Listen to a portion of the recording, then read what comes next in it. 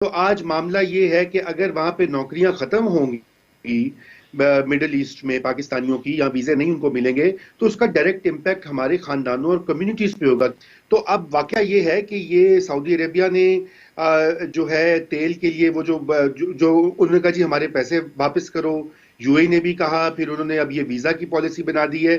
یہ سگنلز ہوتے ہیں۔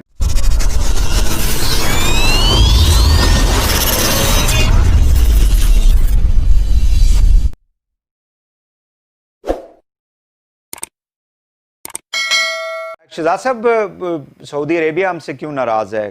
کیا وجہ ہے؟ اور یو اے نے بھی ہمارے ویزاز کے حوالے سے کوئی ڈیسیژن لیا ہے یا واقعی میں وہ کچھ تھوڑا سا ہمیں مطلب آرم ٹوئسٹنگ کر رہے ہیں؟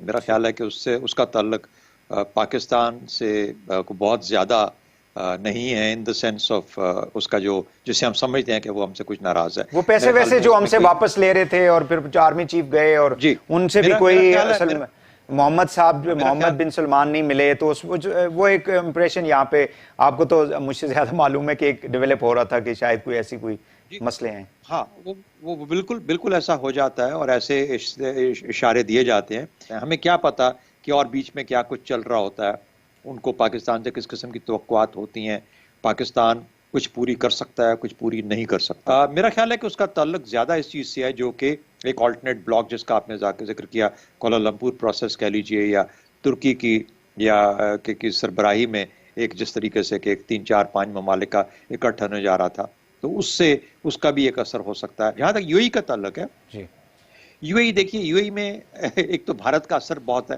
اور یو اے چھوٹا ملک ہونے کے ناطے وہاں پر جیسے اسرائیل کا سوچ ہو سکتی ہے، تو وہ بڑے پلائبل ہیں، یعنی وہ آسانی سے اپنی ویسٹرن سوچ کو سامنے لے آتے ہیں اور حاوی کر لیتے ہیں، جس کے اندر ممکن ہے کہ اسرائیل نے کہا ہو کہ بھائی تھوڑا سا اگر پاکستان ہمیں ریکگنائز کر لیتا ہے اور آ جاتا ہے تو پھر تو ایران مکمل طور پر بالکل انسرکل ہو جاتا ہے۔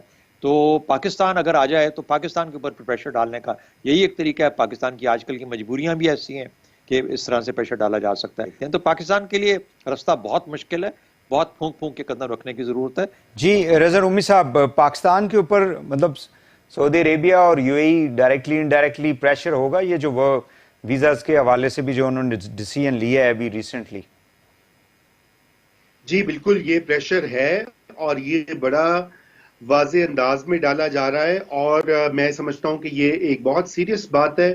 ہماری مس ہینڈلنگ ہوئی ہے اپنی، یہ درینہ تعلقات ہے، مگر بات یہ ہے کہ ہماری پوزیشن اس طرح کی نہیں ہے، ہم ڈیپینڈنٹ ہیں۔ ہم جو ہیں تیل کے لیے، بیرونی قرضہ جات کے لیے، ریمیٹنسز کے کیش کے لیے، کیونکہ ہم نے اپنی اکانومی کی طرف وہ توجہ نہیں دی کئی دہائیوں سے جو کہ ہمیں دینی چاہیے تھی۔ تو آج معاملہ یہ ہے کہ اگر وہاں پہ نوکریاں ختم ہوں گی یا کم ہوں گی مڈل ایسٹ میں پاکستانیوں کی، یا ویزے نہیں ان کو ملیں گے، تو اس کا ڈائریکٹ امپیکٹ ہمارے خاندانوں اور کمیونٹیز پہ ہوگا۔ تو اب واقعہ یہ ہے کہ یہ سعودی عربیہ نے جو ہے تیل کے لیے وہ جو انہوں نے کہا جی ہمارے پیسے واپس کرو، یو اے نے بھی کہا، پھر انہوں نے اب یہ ویزا کی پالیسی بنا دی ہے۔ یہ سگنلز ہوتے ہیں۔ تو آپ کو یاد ہے کہ ہمارے فارن منسٹر نے ایک سخت سی شاید ایک تقریر کی تھی سعودی عربیہ کے بارے میں، انہوں نے بات کہی تھی، اور پھر بعد میں کچھ ڈیمیج کنٹرول کیا گیا۔ اور میں یہ سمجھتا ہوں سب سے جو اہمیت ہے وہ ہمارے لوگوں کی خوشحالی اور ان کا جو روزگار منسلک ہے۔ ملینز وہاں پہ کام کرتے ہیں۔ جیسے میں نے پہلے عرض کیا کہ پاکستان کے جو 20 ارب ڈالر سے زیادہ ریمیٹنسز آتے ہیں، اس کی اکثریت گلف ریاستوں سے آتی ہے۔ سعودی عربیہ سب سے زیادہ آتے ہیں، followed by UAE, followed by Qatar, Bahrain, اور پھر یو ایس اے، اور پھر باقی ممالک آتے ہیں۔ تو ہمارے لیے ہم افورڈ نہیں کر سکتے ان کو اتنا ناراض کرنا۔ اور دوسری بات ہے کہ ہم تیل کے امپورٹ ہم ڈیپینڈنٹ ہیں، ہماری اکانومی تیل کے اوپر، ہمیں امپورٹ کرنا پڑتا ہے، اس کے لیے ہمیں کنسیشن چاہیے ہوتی ہے، فیسلٹی چاہیے ہوتی ہے، قرضہ چاہیے ہوتا ہے۔ پھر وہی بات ہے کہ کیا ہم نے اپنے ایکسپلوریشن کر لی ہے، یا اتنا فورن ریزروز ہیں کہ ہم کہیں سے بھی جا کے ارجنٹینا سے یا کہیں اور سے، دیکھیں نا ایران کے ساتھ ہم تیل نہیں خریدتے، یہ بھی ایک مسئلہ۔